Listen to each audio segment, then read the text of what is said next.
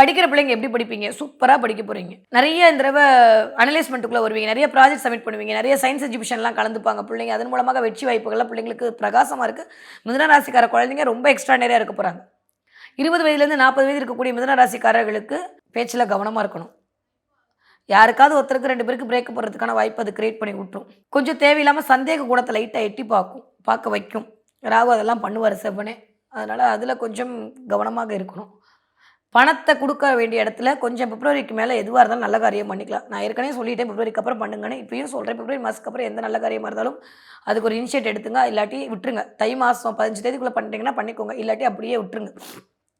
இந்த மாதம் முழுக்க முழுக்க உங்களுடைய வாழ்வியலை செழுமைப்படுத்திக் கொள்வதற்கான வாய்ப்புகளை அழகா ராகு குடுக்குறாரு. அத இறை வழிபாட்டின் மூலமாக நீங்க மேற்கொண்டீர்களேயானால், அடுத்த ஒரு 30 வருடத்திற்கான ஒரு பிளெஸ்ஸிங்க நீங்க வாங்கிக்கலாம். அதுதான் இந்த தடவ மிதுன ராசிக்காரர்களுக்கு இந்த வயது ஒத்தவர்களுக்கு கிடைக்கக்கூடிய தன்மையாக இருக்கிறது. ஏதாவது ஒரு மிஸ்கேர் ஆறது, இல்ல ஏதாவது ஒரு எதிர்பார்த்த விஷயங்கள் கொஞ்சம் டிலே ஆகுதுன்ற மாரி தான் இருக்கும்.